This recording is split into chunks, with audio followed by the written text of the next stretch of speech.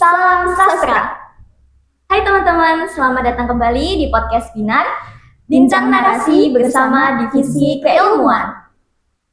Hai teman-teman, kenalin, nama aku Nida Ujinan Maimunah yang akan menjadi host di episode 2 kali ini. Nah, kali ini aku bersama teman aku. Hai, nama aku Anis Irfati. Nah, di episode kali ini kita akan membahas sesuatu yang klasik ya kan Nida? Iya, betul. Tapi ternyata punya makna yang dalam banget, yaitu seputar sastra dalam dunia pendidikan. Apa sastra itu cuma soal puisi dan cerpen aja? Enggak dong. Nah, mungkin teman-teman pendengar sendiri juga berpikir bahwasanya sastra itu hanya berkutat pada karya tulis aja. Mungkin contohnya kayak cerpen atau puisi. Padahal sastra itu sendiri bisa bisa membentuk pola pikir dan karakter mahasiswa, nih Kak. Nah, betul banget tuh. Biar obrolan kita makin jelas ya, hari ini kita akan ditemani sama narasumber yang luar biasa ya. Nah, beliau adalah dosen sastra yang cukup dikenal di kalangan akademik dan juga aktif banget dalam kegiatan literasi kampus. Siapa ya? Nah, hai, welcome Sir Faki. Hai, thank you, terima kasih. Mungkin bisa say hi dulu dan perkenalan ke teman-teman pendengar. Halo kawan-kawan sekalian, pemirsa Binar, Bincang Sastra. Ya, semoga sehat selalu di sana. Oke, langsung saja ya Sir. Nah, kalau bicara soal sastra, kan banyak sekali persepsi yang muncul. Secara pribadi ya, saya itu mengartikan sastra sebuah karya seni, di mana bahasa sebagai media komunikasi. Nah, bagaimana menurut Sir Fakih? Apa makna sastra secara harfiah dan penerapannya dalam konteks pendidikan? Baik, pertanyaan yang jitu ya, saya kira. Kenapa? Karena memang untuk mendapatkan definisi yang universal, yang bisa diterima banyak kalangan, dan tentu tidak ada bantahan, itu sangat sulit.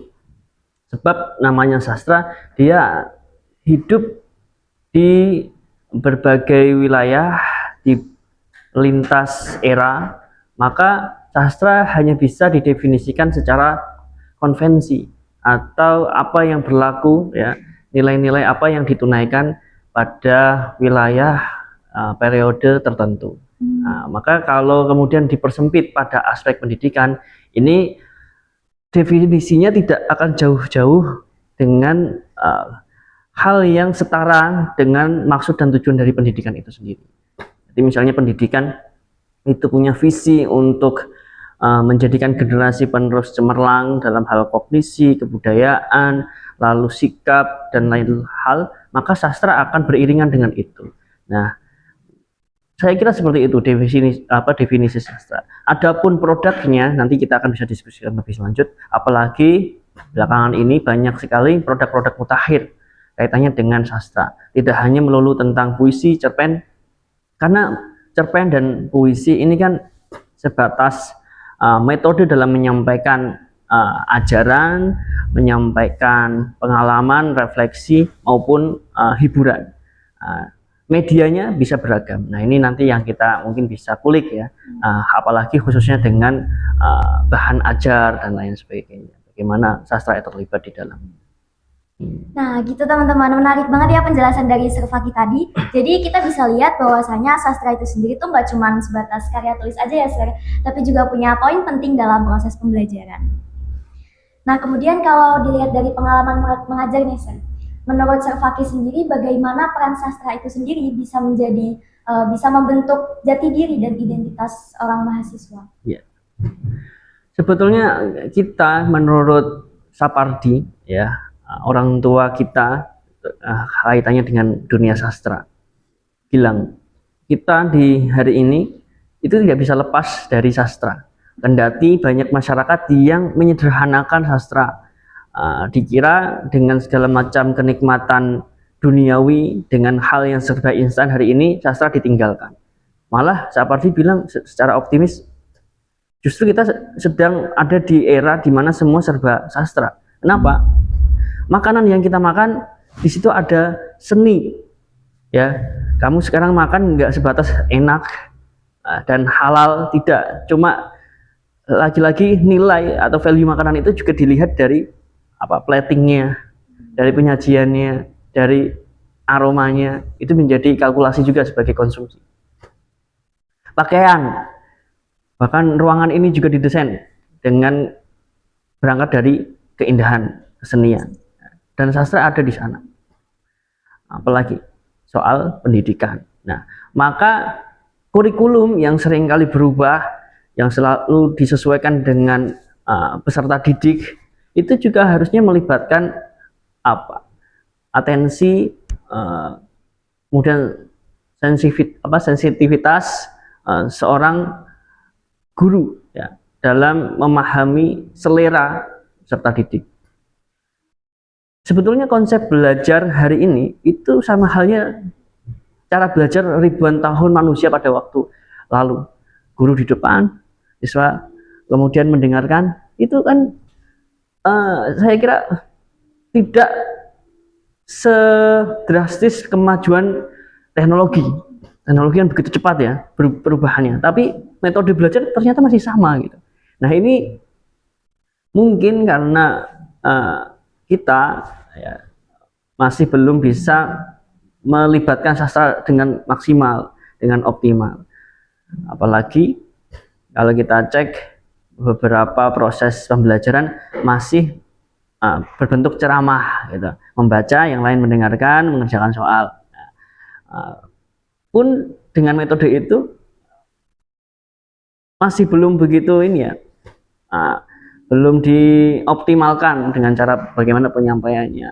Dan kalau dia punya tips, punya skill di dalam misalnya olah vokal, olah wajah, itu kan ranahnya sastra kan ya. Kemudian penampilannya bagaimana, tata letak duduknya bagaimana. Skenario-skenario itu sebetulnya sudah tersusun di dalam dunia imaji, ya kan? Kan sebelum terrealisasi itu semua ada di dunia imaji, dan itu tidak bisa teraktivasi kalau tidak ada yang namanya tadi sastra. Karena sastra ini semacam penangkapan dari dunia nyata, lalu itu menjadi refleksi, lalu dievaluasi, dia ciptakan ulang. Kalau bicara tentang sastra, memang debatable ya. Ada yang membatasinya pada aspek bahasa, aspek bahasa, dan pendidikan lekat dengan aspek bahasa, membutuhkan bahasa, membutuhkan gestur. Tidak hanya kaitannya dengan aspek-aspek yang lain seperti itu. Oke, jadi gitu ya teman-teman, menarik banget ya.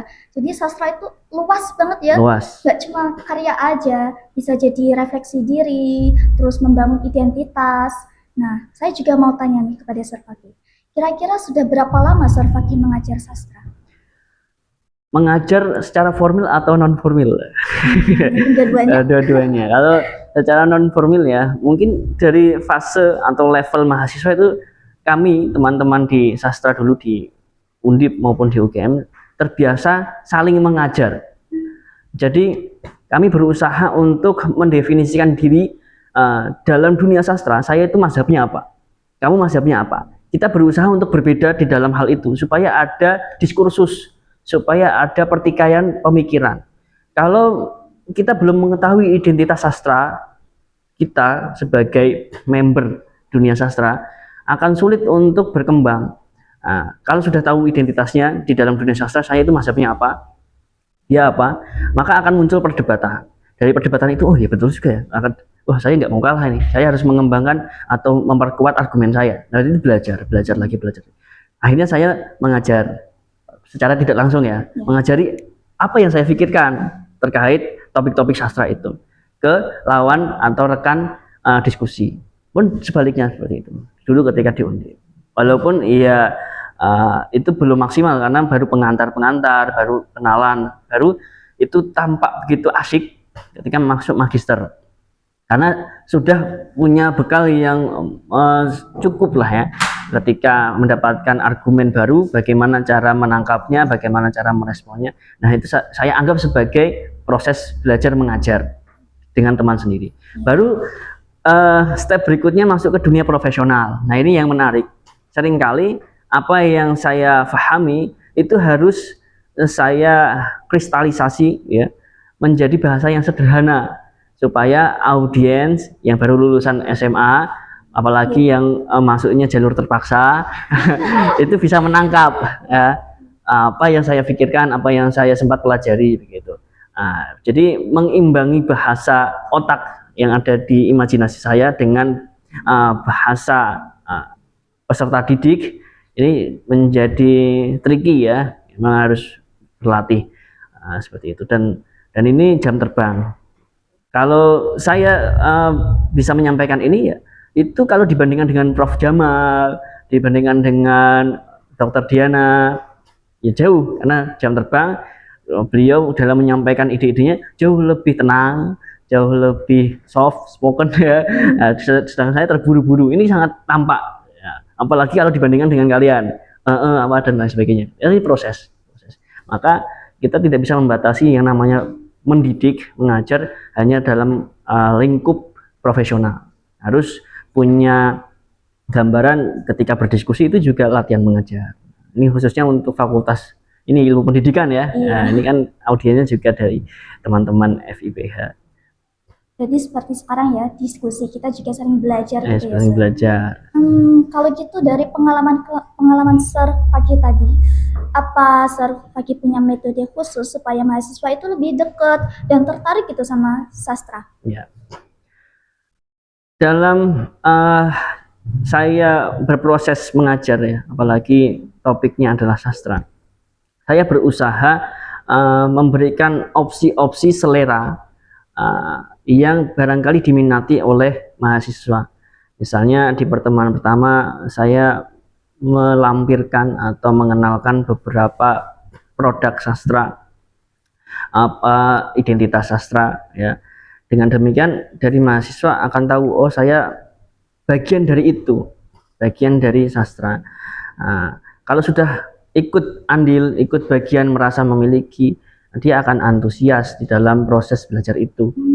Jadi memang menyadarkan bahwa kamu tinggal di rumah sastra, kamu bagian dari rumah itu, lalu kamu ada tanggung jawab untuk merawat rumah itu, ada benefit juga yang kamu dapat dari rumah itu. Saya kira belajar menjadi tidak terasa, sedangkan dia berproses untuk ke sana. Memang kesadaran dan ketulusan ya, keyakinan itu harus dibentuk di awal dulu. Kalau itu sudah terbentuk, saya kira mudah untuk memberikan materi-materi ke depannya. Nah, itu yang agak sulit di fase-fase awal ya, menyamakan persepsi dan menyamakan orientasi. Nah, gitu tuh teman-teman. Mungkin buat teman-teman pendengar yang mungkin mulai penasaran dan mulai kepoin sastra itu apa, mungkin bisa ikut metode yang barusan sudah dipaparkan oleh Sir Fakih.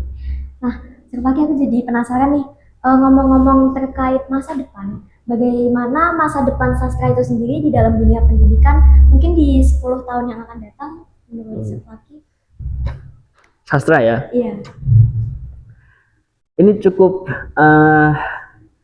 entah menjadi tantangan atau mengkhawatirkan bahkan, karena tidak hanya sastra, seluruh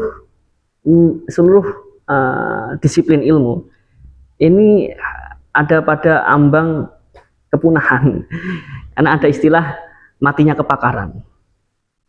Kalian mungkin bagian dari agen-agen tersebut. Kenapa? Misalnya saya kan mengajar bahasa Indonesia ya, dianggap profesional dalam menerangkan SPOK, menerangkan kalimat, paragraf. Tapi belakangan tidak laku karena ada yang lebih instan, ada yang lebih murah, ada yang lebih praktis, bernama AI. Ya kan? Nah, apakah sastra juga terancam pada kasus seperti ini? Ketika orang dengan mudah bisa menciptakan lagu dengan AI, apalagi puisi, apalagi cerpen. Nah, ini tantangan 10, bahkan belum ada 10 ya. Ini 1 tahun ini kita sudah bagian dari penghuni dunia AI ya.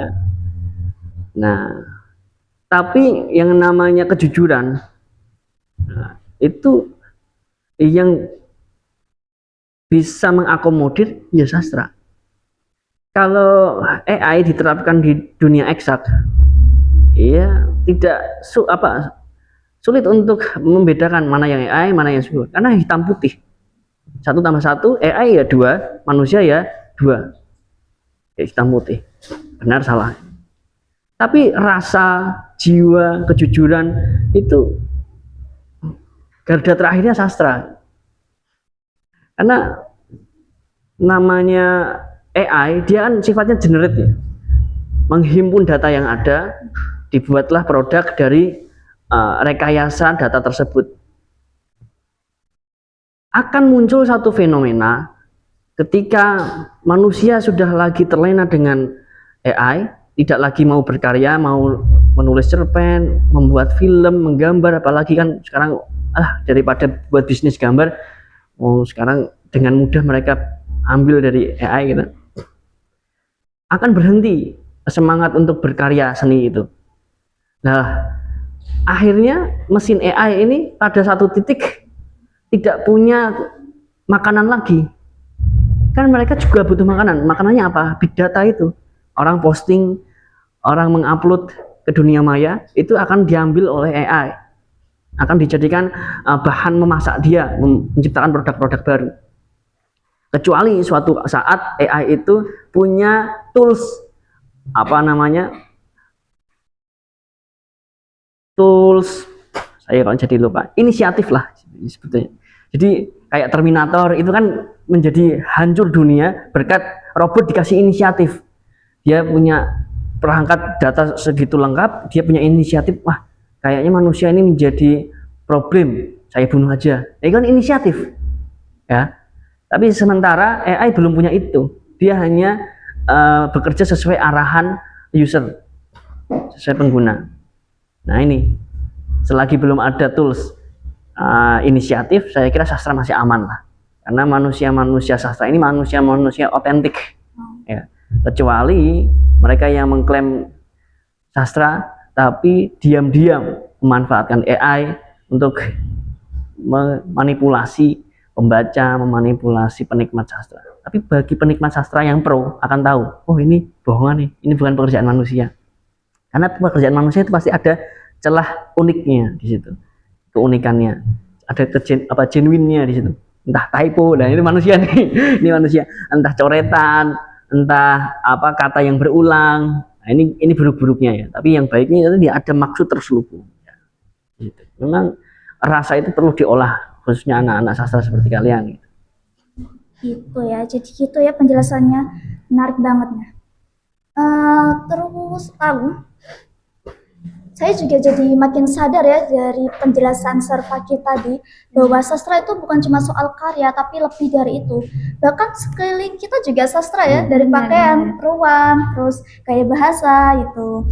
Nah, buat teman-teman Binar, semoga ya dari obrolan hari ini jadi makin cinta dan paham tentang sastra. Cintai sastra.